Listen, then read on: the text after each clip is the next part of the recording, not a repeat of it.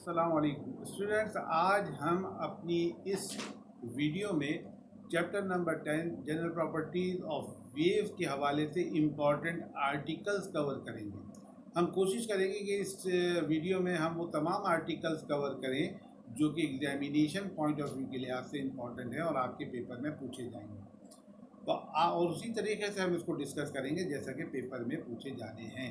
वैसे इस वीडियो को आप गौर से देखिए, पूरी देखिए, स्किप ना कीजिए, तो आपकी इस चैप्टर की थ्योरी इंशाल्लाह इस वीडियो से कवर हो जाएगी।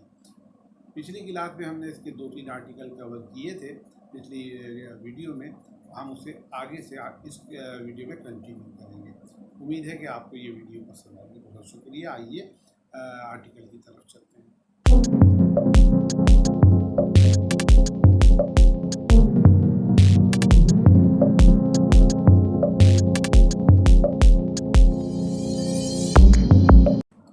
हेलो स्टूडेंट, अस्सलाम वालेकुम। Student, chapter number 10 general properties of matter theory की क्लास के साथ हम लोग मौजूद हैं। आज हम ट्रांसवर्स वेव्स के बारे में पढ़ेंगे। ट्रांसवर्स वेव देखें, ऐसी वेव्स को कहते हैं जो जब किसी मीडियम से गुजरें तो मीडियम के पार्टिकल्स जो हैं वो वेव की डायरेक्शन के perpendicularly up and down move करें। ऐसी वेव्स को हम ट्रांसवर्स वेव्स बोलते हैं। देखिए, ये मैंने एक फिगर बनाई, एक स्क्रीन दिखाया है जिसके अंदर ट्रांसवर्स वेव पैदा हो रही है। आपके सामने ये फिगर बनी हुई है। इसको ज़रा सा गौर से देखें तो ये जो मैंने लकीर बनाई है, ये वाली लकीर, ये लकीर बेसिकली मीन पोजीशन है। मीन पोजीशन का मतलब है अगर ये स्प्रिंग सीधा होता, इसमें वेव पैदा नहीं हो रही थी, तो इस लाइन के ऊपर ये स्प्रिंग मौजूद होता। अब इसके इस एंड को अप एंड डाउन मूव किया गया है, जिसकी वजह से इस स्प्रिंग की शेप देखें कुछ इस तरीके से हो गई है। यानी इस स्प्रिंग का ये वाला हिस्सा जो आपको नज़र आ रहा है ये मीन पोजीशन से ऊपर है, और ये वाला हिस्सा जो नज़र आ रहा है वो मीन पोजीशन से नीचे है।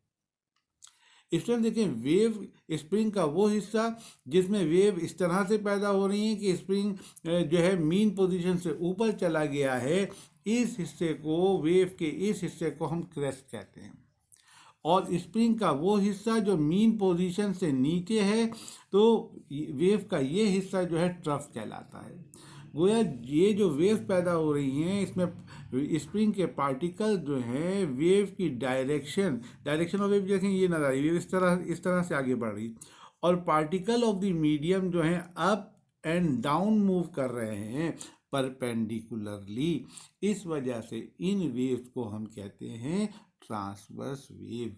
इसकी बहुत एक अच्छी एग्जाम्पल जो है वो वाटर वेव की है कि अगर ये वाटर की सरफेस ऑफ वाटर तस्वुर कर लें इस लाइन को, जब पानी स्टेशनरी हालत में है, रुका हुआ है, तो पानी इस लेवल पे होगा, सीधी लाइन के लेवल पे। लेकिन अगर कोई डिस्टरबेंस पानी में पैदा कर दिया जाए, कोई स्टिक बार बार डिप की जाए, तो पानी की सरफेस पहले इस तरह से ऊपर की तरफ जाएगी पानी, और फिर पानी मीन पोजीशन से नीचे की जानिब जाएगा।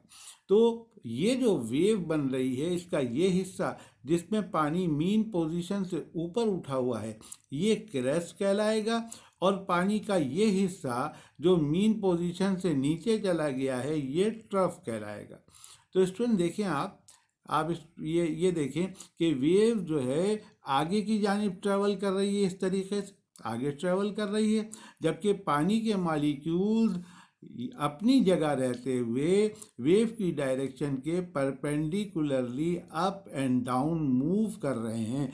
गोया हम कह सकते हैं कि वाटर में जो वेव पैदा हो रही हैं वो इस तरह की हैं कि particles of the water moving up and down perpendicularly to the direction of propagation of wave.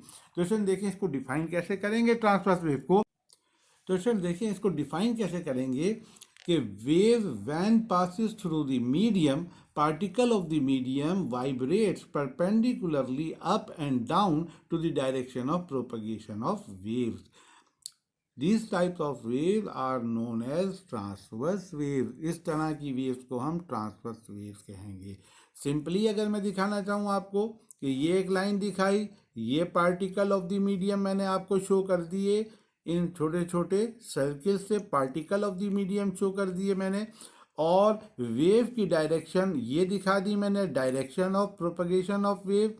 तो पार्टिकल ऑफ द मीडियम, जब वेव इस तरह से मूव करेगी तो पार्टिकल ऑफ द मीडियम अपनी जगह रहते हुए इस direction of propagation of wave के perpendicularly up and down move करेंगे। इस तरह की वेव जो होंगी वो ट्रांसवर्स वेव्स कहलाएंगी। ये बात जहन में रहे कि जब ये वेव्स मीडियम से गुजरेंगी तो एनर्जी एक जगह से दूसरी जगह मुंतकिल करेंगी, मैटर एक जगह से दूसरी जगह मुंतकिल नहीं होगा, अपनी जगह रहते हुए वाइब्रेटरी मोशन अंजाम देगा perpendicular to the propagation of wave. तो स्टूडेंट देखिए, ट्रांसवर्स वेव की एग्जाम्पल की अगर हम बात करें, एग्जाम्पल ऑफ ट्रांसवर्स वेव, उसमें हम कह सकते हैं कि वाटर वेव हमारे पास जो हैं ट्रांसवर्स वेव्स हैं, वाटर वेव्स ट्रांसवर्स वेव्स हैं, और आपकी लाइट वेव्स जो हैं इनकी नेचर भी ट्रांसवर्स होती है। इसी तरीके से रेडियो वेव जो हैं ये भी ट्रांसवर्स वेव्स होती हैं, एक्सेट्रा। तो स्टूडेंट्स, ट्रांसवर्स वेव्स वो वेव्स होती हैं जो ट्रफ एंड क्रस्ट पर मुश्तमिल होती है। ट्रांसवर्स वेव में क्या बनता है, ट्रफ बनेगा और क्रस्ट बनेगा। इस हवाले से अगर मैं आपको यहाँ पर एक डेफिनेशन बताऊँ वेवलेंथ की, वेवलेंथ, तो स्टूडेंट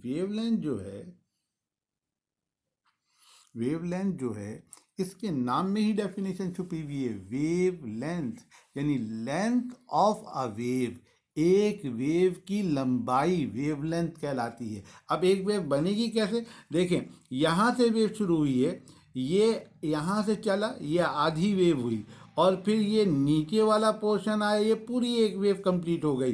तो यहाँ से लेकर यहाँ तक ये जो आपको मैंने दो लकीरें दिखाई, ये कंप्लीट वेव है। वेव कह लें, एक साइकिल कह लें, एक ऑसिलेशन कह लें, ये बात एक ही है। तो देखें, अगर इस साइकिल को थोड़ा सा उठा के इधर शिफ्ट कर दें तो पूरा साइकिल बन जाएगा, यानी पूरी वेव बन जाएगी। तो इसकी जो लेंथ है, इसकी जो लंबाई है, यहाँ से यहाँ तक का जो फासला है स्टूडेंट, ये वेव लेंथ कहलाएगा। इसको हम लैम्डा से जाहिर करते हैं, तो वेव लेंथ क्या हुई, हम इसको कह सकते हैं length of a wave is known as wavelength, denoted by lambda। तो फिर इसको इस तरीके से भी बयान किया जा सकता है कि the distance between two consecutive crest, देखिए यहाँ एक क्रेस्ट ये बना, ये क्रेस्ट है, और एक क्रेस्ट ये बन रहा है, ये क्रेस्ट है। तो इनका जो दरमियानी फासला है स्टूडेंट्स, वो भी क्या है, इसी फासले के बराबर होगा जो मैंने ये आपको बताया। तो इसको भी आप क्या कहोगे, ये भी वेवलेंथ है। बात एक ही है, distance between two consecutive crest और distance between two consecutive troughs is known as what, wavelength. और यही डिस्टेंस वेव की लेंथ के बराबर होगा जो मैंने डेफिनेशन में लिखा। तो इसको लैम्डा से जाहिर करते हैं, और इसकी यूनिट मीटर है। और इसकी यूनिट क्या है, ऐसा ही सिस्टम में इसको मीटर में मेजर करेंगे। इसमें एक और डेफिनेशन यहाँ बताने की ज़रूरत है, और वो है फ्रीक्वेंसी। वो है आपके पास फ्रीक्वेंसी।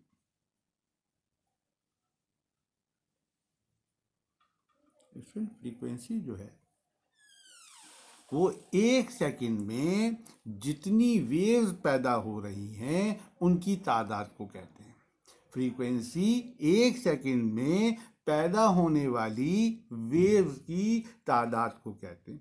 आप इसको यूं भी कह सकते हैं कि अगर किसी पॉइंट से वेव गुजर रही हैं तो एक सेकंड में जितनी वेव उस पॉइंट से गुजरेंगी वो नंबर ऑफ वेव उस वेव की फ्रीक्वेंसी कहलाएगी।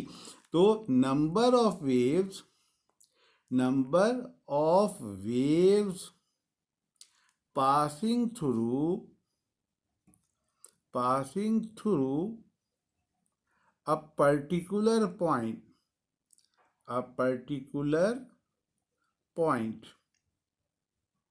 is frequency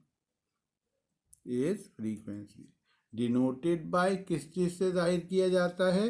डिनोटेड बाय, इसको एफ से भी जाहिर कर सकते हैं और इसको न्यू से भी जाहिर कर सकते हैं। ये सिंबल कहलाता है स्टूडेंट, न्यू कहलाता है, ये न्यू से भी जाहिर कर। तो फार्मूला क्या हुआ? एफ बराबर हो गया number of waves divided by time, यानी आप वेव को टाइम, इसकी यूनिट क्या बनी? नंबर ऑफ वेव, यानी वेव का मतलब साइकिल्स और टाइम का मतलब सेकंड, तो इसकी यूनिट बनी साइकिल्स पर सेकंड। और इसको एक साइंसदान थे जिनको हर्ट्ज कहते थे, उनके नाम पे इसकी यूनिट हर्ट्ज भी बोली जाती है। तो फ्रीक्वेंसी जो है वो number of wave passing through a particular point is known as frequency, denoted by f or nu, and its formula is f is equal to number of waves divided by time. Its unit is cycle per second और hertz. तो चलिए ये बात हो गई आपकी transfer space के हवाले से। अब हम बात करेंगे लॉन्गिट्यूडनल वेव्स की।